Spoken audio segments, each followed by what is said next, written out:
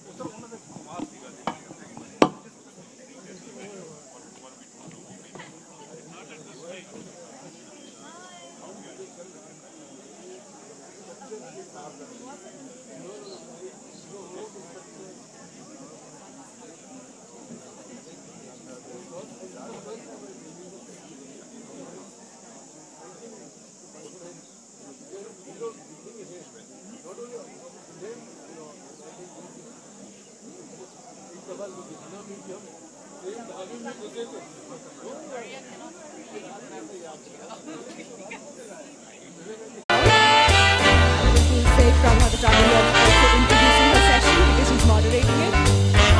Just before I do that, I request you all to go and check out the COVID data stall here.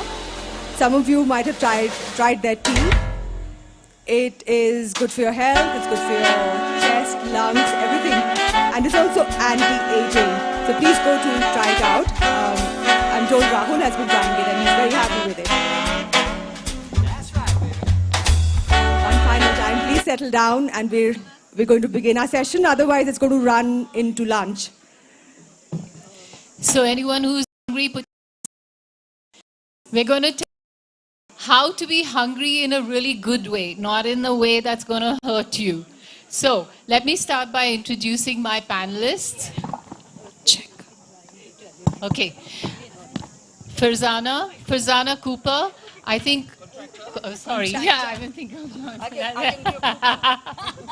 sorry. Okay, Farzana edits Upper Crust magazine, which is now in its 23rd year. It's India's foremost food magazine. And I think Farzana is a great chronicler of how India's love affair with food has changed over the years. So can we please give a warm applause and welcome to Farzana. Sitting next to me is Maria Goretti. I don't think anyone needs to introduce you, Maria.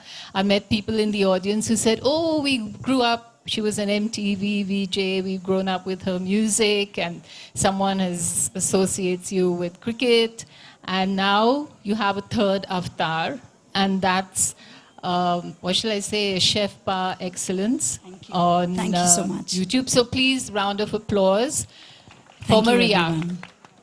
Guys, I know you're hungry, but can we have a little more enthusiasm, please? Otherwise, this is going to be really long. So just think about the lunch and clap for us. Okay. And right next to me on my right is Kalpana, Dr. Kalpana. She is a pediatric surgeon. But I think with COVID, you realize that a lot of the things that make life difficult for us when we fall sick is the state of our bodies, meaning obesity, which is the root cause of many of the other illnesses that we face today. So your book, Gastronama, and I will name your book as well, Gastronama is really your labor of love as to how you can have really good, delicious food, which is also healthy for you. And I hope that you're going to give us some tips and clues for the home chef today. That's all I'm going to So do. can we have a round of applause, please? Okay. So Farzana, as I said earlier, you've done 2 decades of covering the food scene in India, and you also do the food and wine show. And I think you have been an amazing chronicler of how India's taste with food has changed. So I'd like you to just briefly tell me what is it that we're looking forward to in terms of food trends, and how did we get where we are today? Just very briefly, it's a long question. Yeah. Okay, so basically I think the Indian food scene has been evolving for the last 20 years, which is when we decided to start the food and wine exhibition actually, though upper crust is a little older than that, because we realized that this whole business of travel is, a lot more people started traveling basically, and it's affecting them.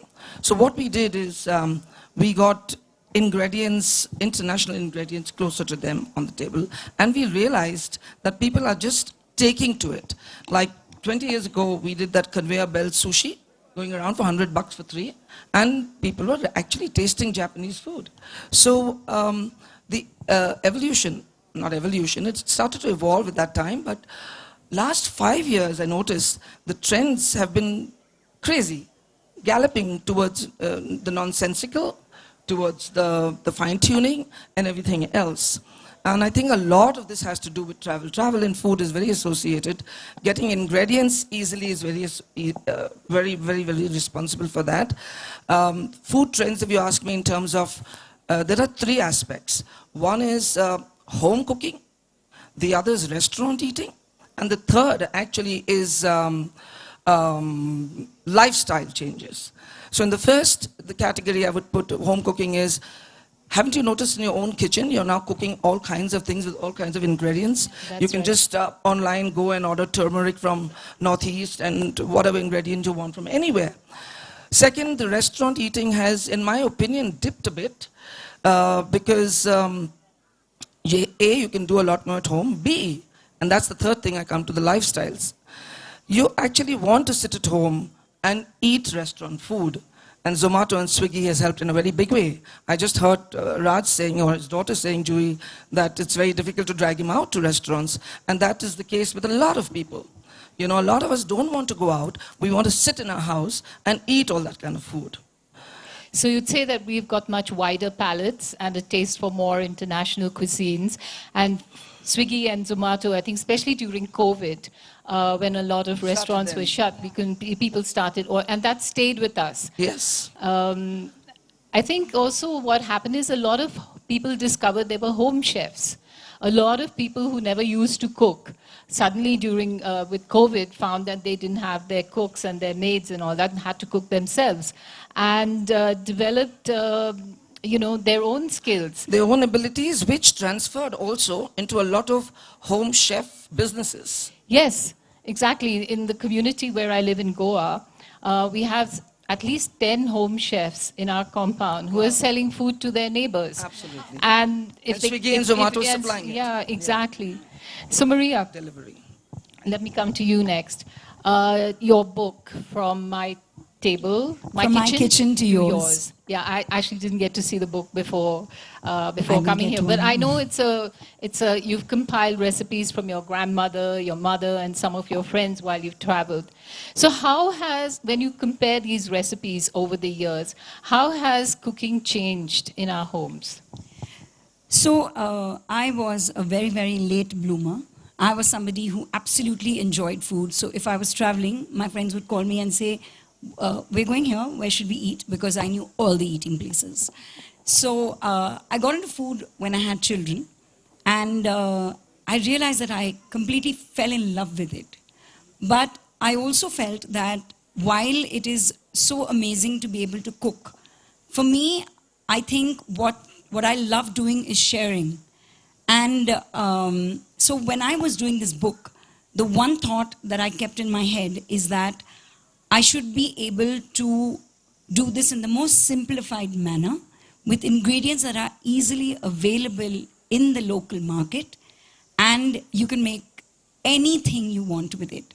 Now, because I have a base of French cooking, so my methods stay You're a that cordon way. bleu, I know. Yeah, but I cook everything under the sun with our local ingredients. And when you do a cookbook, I feel there are 2 ways to do it. You can either show off and say, this is all I can do and you probably can't do this recipe.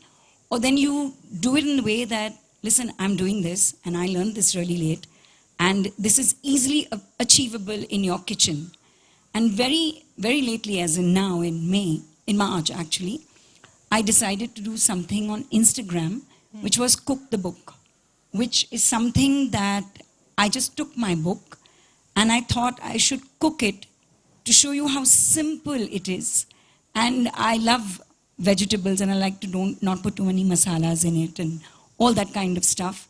And so I've cooked the entire book. So I revisited it after very, very long, because you know how it is when you write a book, you don't want to see it after it gets released. So yeah, that's my story. So one of the interesting things about food is that it really is a way for us to bond and to have closer relationships with people. Whether, I mean, you cook for your family, it's one thing, but going all the way up to state dinners, I mean, we cement international treaties with banquets and all. So food, I think, has always been a way for us to connect socially as well. And it's also a great reflection of the culture and all the many different cultures of India and the different cuisines. I mean, they reflect the history, the geography of those places. And I think you have brought many of those together in your book. I'm East Indian. I come from erstwhile Bombay, the 7 little islands. And we have a very particular kind of cuisine. We have something called bottle masala, which is basically a mix of a whole lot of spices. Every family has their own bottle masala, so there is no right or wrong. I anyway feel there's no right and wrong with food. Unless you're eating food that's completely harming you, then that's the wrong kind of food. And I think that's where we should bring in Dr. Kalpana, because she's going to tell us what is right and wrong about the food that we eat. No, I'm going to tell you what's very wrong about what you just said. Okay, go ahead. I love that. I love that. Yes, okay, good. Okay.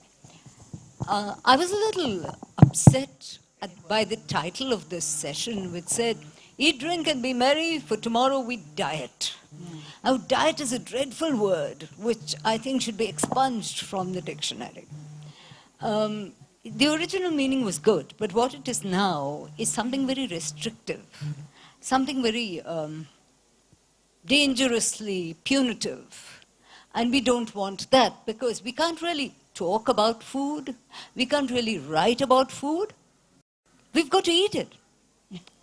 And the essence of staying healthy is enjoyment. And you can't really eat healthy food if you can't enjoy it, or if it's not enjoyable. So I think that perhaps a minute more? Yes, please go ahead. I think I ought to explain why I am here. I have no business being here with two such celebrated food writers. I want to read your book. Yeah, I hope you do. Please do. Sorry, Please do. Kalpana's book is Gastronama, written together with her colleague. Yes, I want to say a little about that. I am only half the book. The other half hasn't turned up, and that is Ishrat Syed. He's on a diet. No. He hates the word even more than I do. And we are both pediatric surgeons. And the trouble about being a surgeon, it's like being a plumber. It's a very nasty job. You got to fix things. If they don't get fixed, it's always your own fault. And you can't do things and say, well, it's so fantastic, it's so advanced, etc., etc. The result shows. So I've got competition, So we realized pretty early that all that makes the difference between good surgery and bad surgery is not only your own technique, but also the state of nutrition of the patient. So for the last 20 years, we have been working on how diseases come about because of disturbances in the environment. And the disease that we noticed most of all was obesity. And it is a silent pandemic on which we had COVID-19 superimposed. Everybody knows the people who got COVID-19 and died was because they had those dreadful things called comorbidities, which was heart disease and diabetes and arthritis and obesity. 1 in every 3rd Indian is obese. Now that's an impossible figure, right? Since most of you aren't and most of us aren't. But that depends on how you define it. So we looked at a big problem. And we found something which upset us a great deal. And what we found was this, that the true reason for obesity in India is because we have lost taste. we're not tasting our food anymore. Now, what do I mean by that? Yes, we're eating delicious food, but that food is regarded as delicious only if it is excessive, if it is more. I don't mean only in quantity. It has to have more fat, more sugar, more salt, more spice, more chili, more everything before we can taste it. So the moment your food becomes really tasty, when you really find it delectable, that's the moment you know that you're healthy. I think that's it. Okay, I'll come back to you for some hints later on. So Kalpana, I'll come back to you, Kalpana. Farzana, you have been tracking, since we're talking about food and good food and bad food, you've been tracking the growth of the restaurant scene in India. So would you like to tell our audience about which are some of the best restaurants, and if you had to choose 5 of the best restaurants in India, what would you do? Is that difficult? Oh, yeah. No, don't ask that question, because actually all this is so subjective, and unfortunately in our part of the world, restaurants are rather inconsistent. You know, one day they're good, next day they're not. And the current trend is catering to such a, what's the right word, ridiculous audience. You know, Meaning people like us who go out to restaurants. Like for example, if you ask me, I think the real foodies are in the 50+ category, who know about food, who appreciate food, like it. The under 30, I don't mean to be judgmental, but this is what I've seen. The under 30s, they will go there, but drinks are the new food. They want to experiment with cocktails and this and that and everything else. They're not even tasting. Like when she says tasting food and eating it with awareness, zilch. So would you say our taste buds, agree with her, our taste buds have been dulled? And a lot maybe because of fast food and junk food? No, it's a lifestyle thing. We don't have the time to sit down and really enjoy food.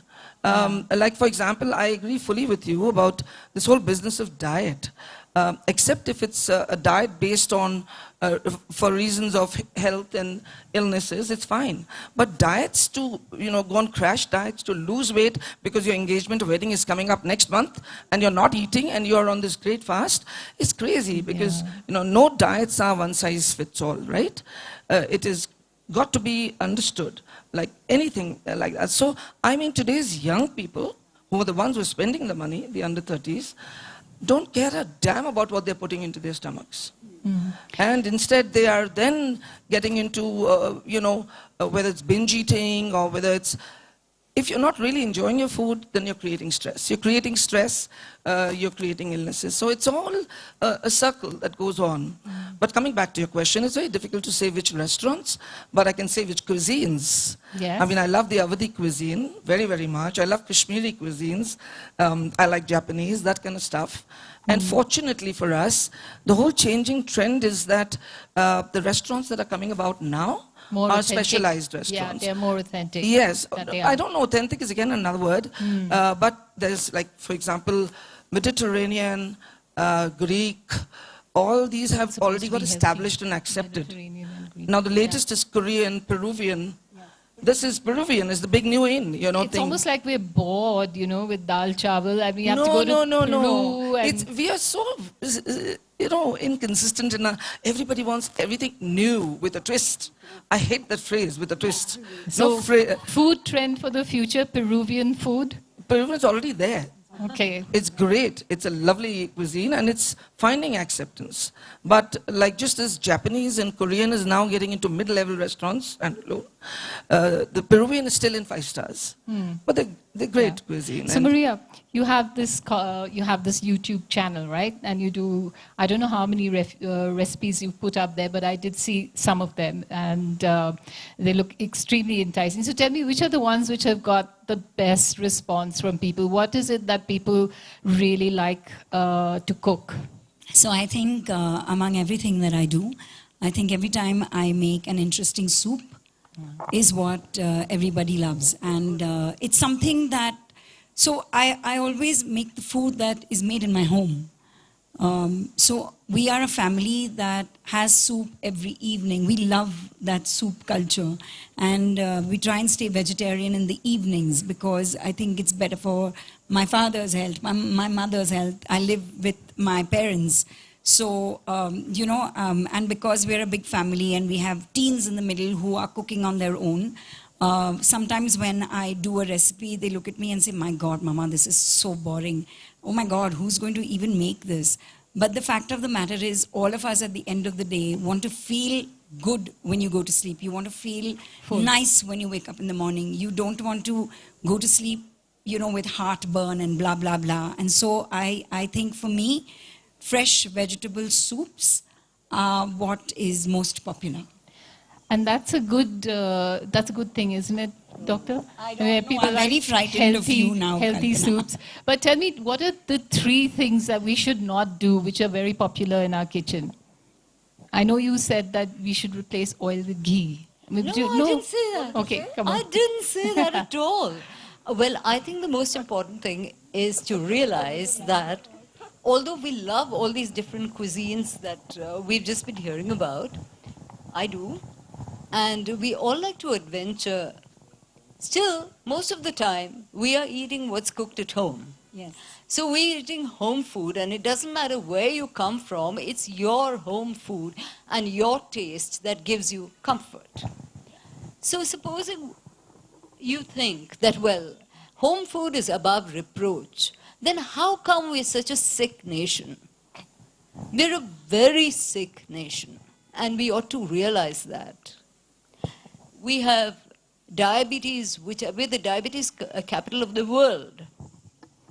I want to talk to you for 2 seconds, only 2 seconds, about diabetes, because usually it is thought of as high blood sugar and shakkar ki bimari, shakkaranui. All these words stress the fact of the high blood sugar, but nobody seems to think why your blood sugar is high. Why is there so much sugar in your blood?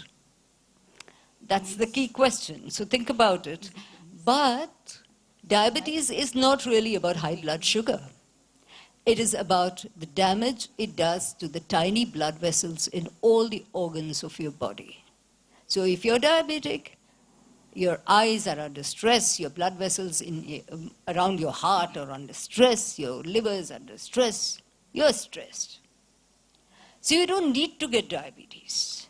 But when I tell you that type 2 diabetes, which is the acquired form of diabetes, is getting very common in children who are barely 16 or 18, I'm saying that because I want every home cook to realize that the most important person you are cooking for is a child.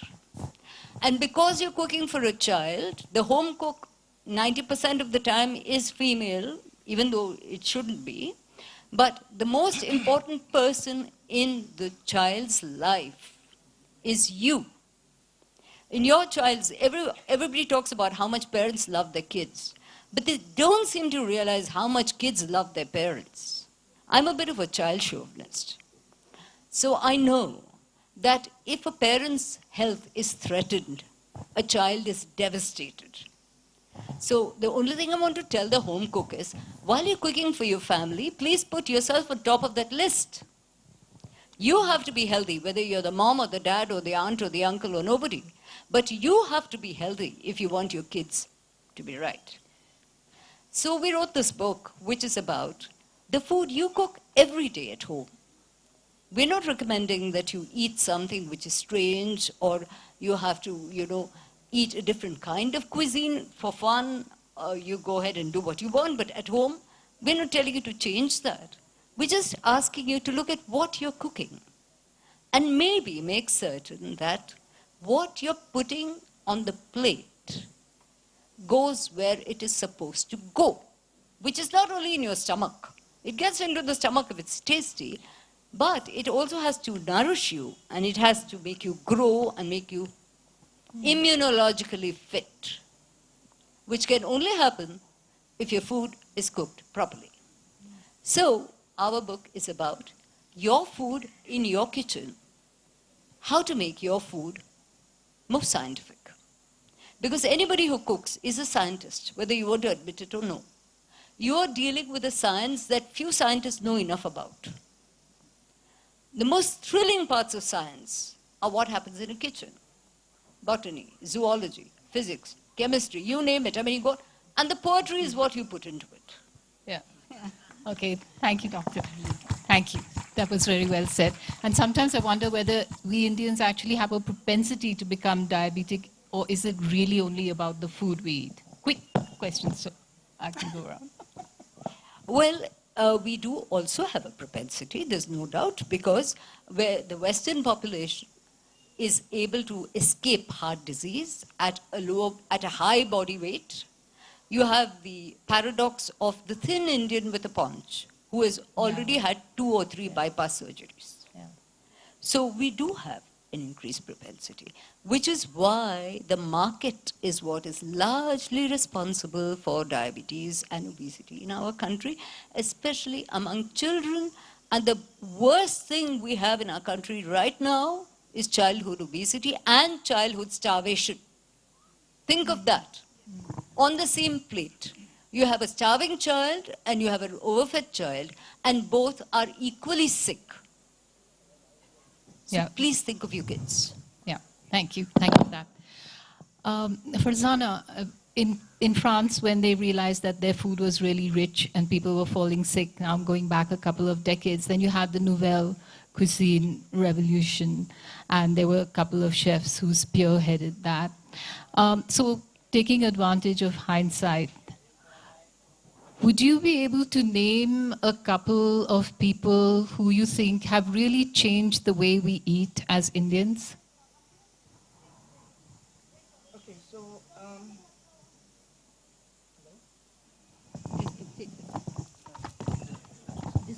hello. Yeah.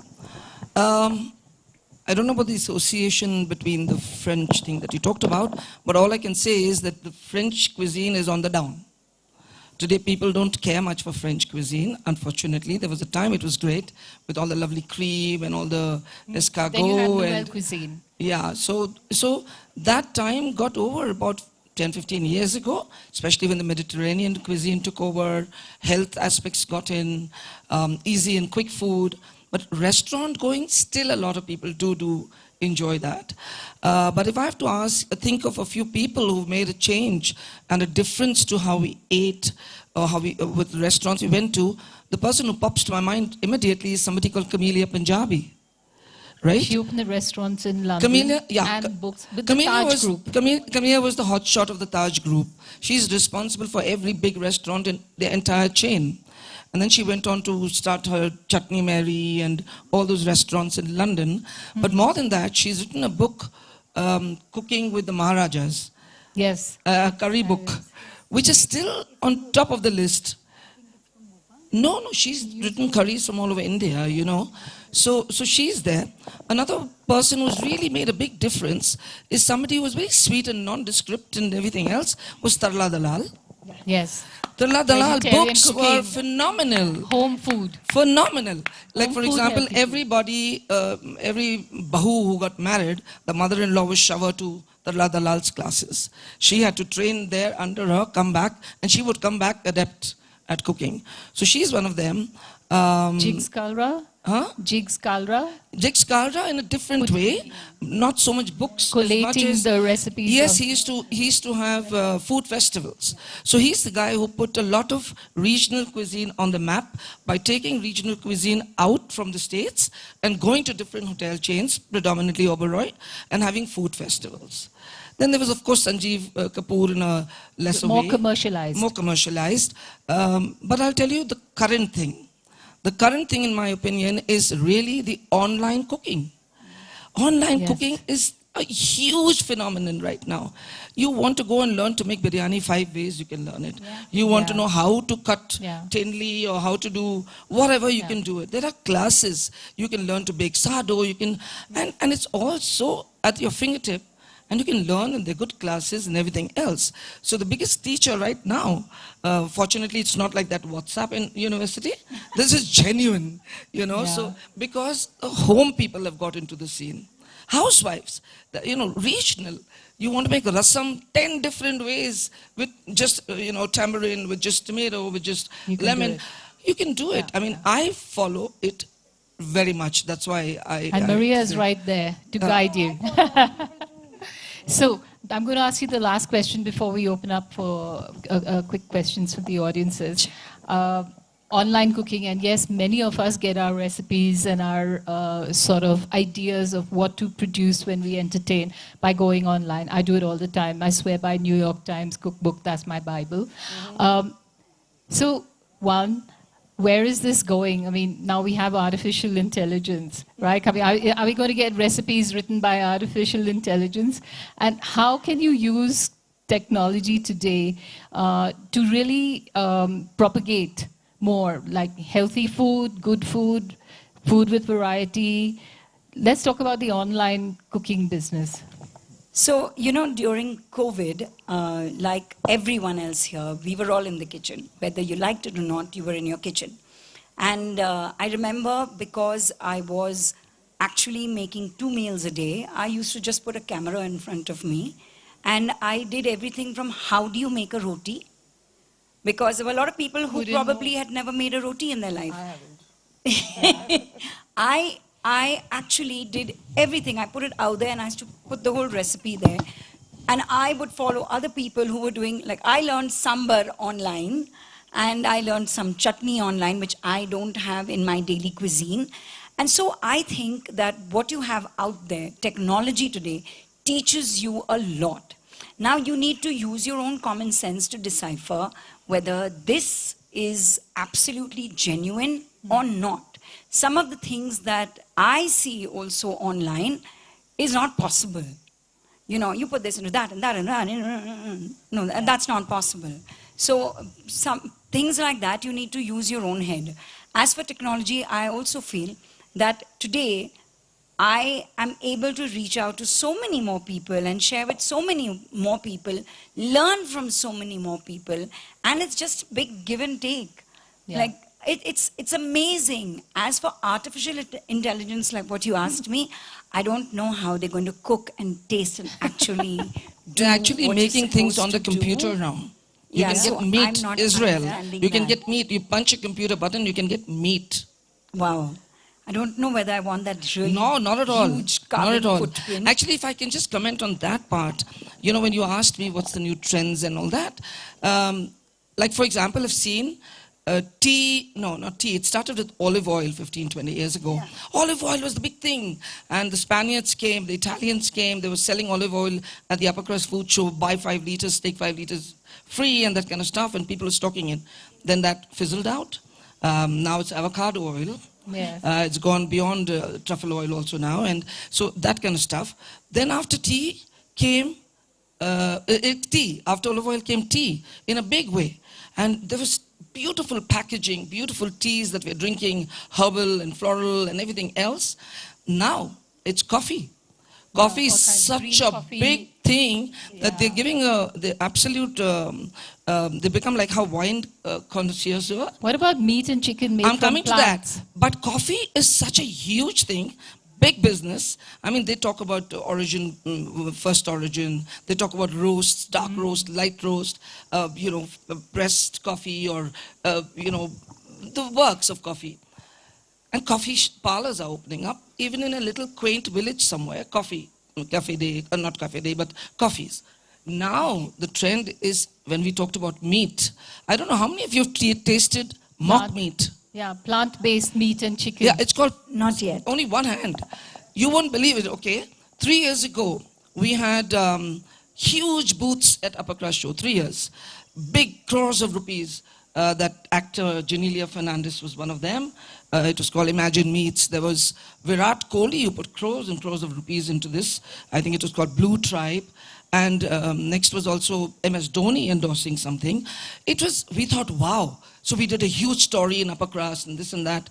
Last year was one stall. This year I'm not even sure it's there. So mock meat, when you think about health, it's really mocking you, you know, except that it has succeeded in dairy. Because what is this plant-based thing? They segregate the protein in various ingredients and then they make it. But what would you say, Prabha, to if they were giving you mock fish and mock prawns? It's failed. I'd ask if it was printed. They can print a human heart, they say. So I don't know where we're headed. Want to quickly end. Just want to mention that you have a new novel out called Kala Ghoda. Oh yes, the Kala Ghoda affair. I also write mystery stories. So, thank you.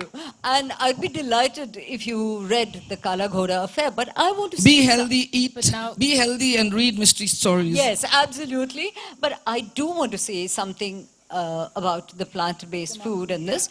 And that is because we're all basically writers here. I think we should make an universal agreement never to use the word pure vegetarian.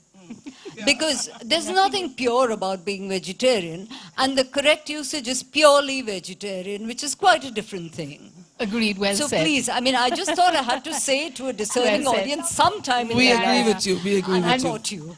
Last, Maria, you have a book on poems coming out. So quick word on that, and then we'll take 2-3 questions and wind up. Yes, so I've been writing poetry since 2011 very quickly, and I finally finished editing it this year in Jan. Actually, my publisher kicked me and said, listen, stop editing and stop doing this. I did it all throughout lockdown. It's called To the Moon and Back. It's got 40 poems, and they're all based on mushy things like love. Oh, very important. Oh, yes. No food at all. And yeah, for the soul. it's actually they're pretty sweet journeys if you do read them. They're in really simple language, just like how I cook. I think it's always nice to be really simple, but I think when you read it, you will find layers and depths and parts that you Okay. would walk on with it. So thank you all. And now I just open up for a couple of questions. Is there a question? Yes, please.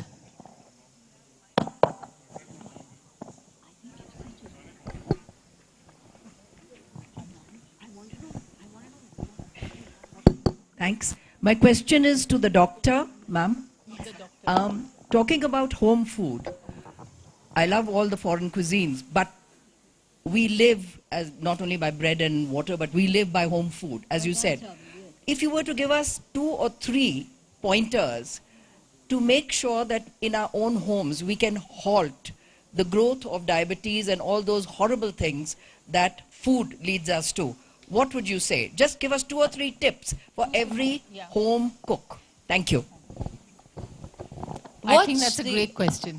So I'll make it very terse and very short. So I can't discuss it because then it'll go on. So let me just give you those 2 points. Watch the amount of oil you use at every step of every dish. Not only when you're preparing the masala, the tadka, uske baad upar se, watch the oil. Check out how much oil you buy per month. Without arguing my point, halve it.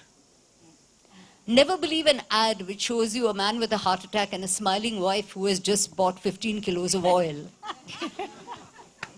It doesn't matter what oil you use, but you don't need oil. That's number 1. Number 2, we are supposed to be a largely vegetarian country, but we don't eat enough vegetables. This is shocking, but next time you cook, make sure your vegetable is identifiable on the table. It is not Very important. something which is grey and twitching in a yellow sludge.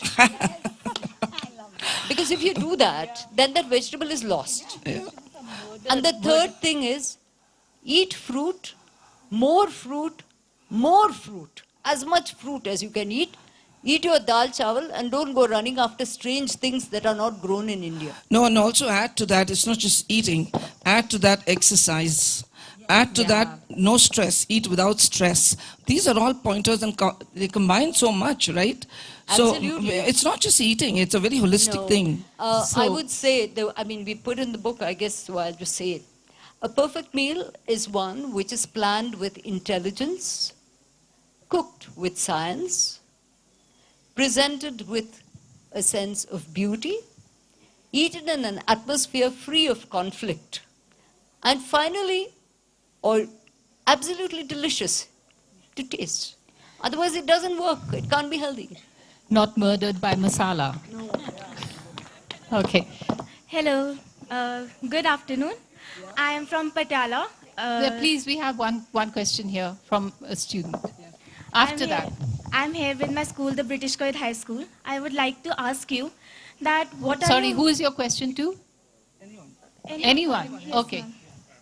What are your views on the people who follow vegan diets? Does it make any difference in health and environment in terms of if it provides us the proteins and nutrients that our body needs? And does it cut down the killing of animals in the environment? And is it better? Who wants to take that? May I answer? No. My answer is no. Succinct and complete. Okay? Yay. Okay, the lady. Could you tell us your name also, please? Yeah, my name is Preeti Gill. Okay, Preeti, go ahead. You've spoken about oils. Which oil do you recommend? I mean, there's so many fads. You get in olive oil, then your doctors tell you have some ghee. Then a lot of people said mustard oil is the best. So there's so much of confusion about oils. There is. What is your take on it? Now, it depends on which part of the country you come from. Okay. Last week I met a gentleman who told me, mustard oil is my blood. I believe him. A man from Kerala will say, I must have coconut oil. A woman like me will say, nothing works like a drop of till oil when you are cooking. So now, it depends on the flavor you want to give. So oil is a flavoring agent. No, what about health? No, you know what? If I can answer that, Kalpana, I mean, May I just finish in a second? I just wanted to make the point that oil is a flavoring agent. It is not a cooking medium. Got it. So you can pick whatever you want, so long as you pick just a teaspoon. No, but the flavoring when you cook goes off. Like even olive oil, if you cook, ground oil, it doesn't stay unless it's mustard oil, which really predominantly is strong. But having said that, like coconut oil will be the least that we've tried. But I'll tell you what I do. And I just use a lot of common sense in the kitchen to stay healthy. Like, believe it or not, I don't do a drop of exercise because my daily life and my routine is very tough. But what I do is, when I finish one bottle of oil, a particular thing, whether it's groundnut or the next one I get mustard, the next one I get this thing. You're putting everything into your body. You don't know what works. So it's so simple, and one bottle will last you perhaps a month. It should last you a month. I hope we have your permission. More. Okay. If you're a family of three, family of three, okay. I'm going to half it. Yeah. I'm going to half it. I'll take your advice. Yeah. Okay. Oh, that's the worst. Yeah. Now, palm oil is the pits, no? No, it's the worst. It's a pit. It should be used for burning diya. Yeah. Palm oil is only for burning diyas. No, but while it is only for burning diyas, please remember that most packaged foods, as she has pointed out, all commercial foods, sauces, whatever, chutneys, mayonnaises, all of them use palm oil. And fructose. Yes, and fructose. For the person who asked about diabetic, that question, what you should really do is stop eating processed food. Absolutely. In connection with what you just said. Just stop eating processed food. Yeah, because there is no packaged food which can be packaged, which can survive as a package, unless it has additives which are high in fat and sugar. So why not just make fresh food and enjoy it? I mean, we're spoiled for choice. There's so much to eat in this country. I have two teens at home, and I keep baking bread for them because sliced bread is the yummiest thing, I think, for all kids. And I keep telling them anything that has stayed for more than 2 days, as you can see, I've baked this and can't stay for more than 2 days, you should not be putting into your system because it's poison. So that's just like a thumb rule that there are few things that you can do to make your life healthier and happier and eat everything in tiny proportions. Okay, I know there's lots of questions, but it's also, I think you're all very hungry and you're not going to eat any oil with your lunch today. So enjoy your lunch and come back here. Prabha. Two all young of you. girls have questions. Maybe please take them. Sure. So, hi, I'm Sukhman and I'm from the British College High School, Patiala. And I just wanted to ask, what's your favorite like basic Indian tea recipe? Because there's just one thing my mother and I really bond on, and it's tea. After she comes home from work, I make tea for her. So I really want to impress her today, and I want to make tea for her. So what's your favorite tea recipe? Oh, Tea God. recipe meaning something that goes with tea. How to make tea? How to make The How to preparation make process. chai. But there are so many ways. Go Google it. yeah. There's so many things. I think if you like tea and you really enjoy it, then you should enjoy the tea of tea, not the extra masalas. So just enjoy the beautiful flavor of tea. How old is and your mom? light tea, and you like it. 50. Make her a light brew. Just warm the water. Don't ever use a sachet. You get those spoons in which you can put loose tea. Buy anything, put a few chamomile flowers in it, and just put it in that hot water and brew it. Don't cook it. So That's last the best and the question. easiest. I have one question. So I am a BTech undergrad in food technology, and I'm doing my research on a topic, edible packaging. So, Interesting. do you guys reading on it or doing something or ever prepared something that's made edible packaged or film packaging, or have you ever seen any legislations in the regulations for this, or something you guys literally want to do it? I didn't understand your Did question. you mean eating the package? Package that comes in. Yes, there is. Yes. It's very, Okay, very eating new the right now. package. Very, very new. So it's No too legislation. nascent. But yes, it is happening. You are right. But the old, in India, the old thing is still the best.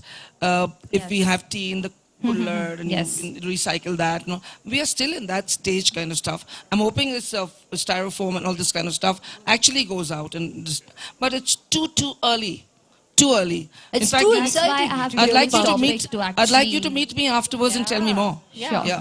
Banana Sure, thank leaves, you. as she said. Yeah. Brown paper. But that's not newspaper. edible. That's the current. Yeah. Yeah.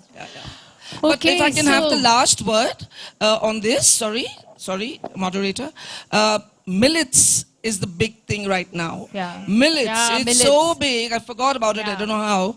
But, companies like Millet, ITC millet. You want is to say actually a getting line about farmers that? to grow, One, and then I will helping read. them People are buy going. back, incorporating it in their atta and all that. That is a very, very healthy thing Yeah, to I do. know, it's Really good. healthy. So incorporate millets in your diet. Hello. Okay, last slide. Bon appetit, everybody. That's all. Okay, guys.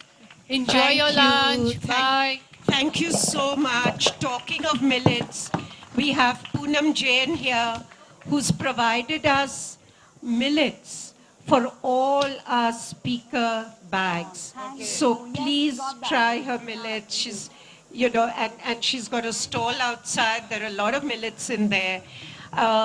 There is a stall here for Kovi Veda tea. So please, Pritunath, where are you? If you want to say a few words about your Kovi Veda tea, this is your chance. And just to tell you all, the next session after lunch is Vikramjit Sani and Bachi Karkaria. It's going to be an amazing, vibrant session. We're going to start with music. We're going to end with music. So please, can you all come back here? What is the time?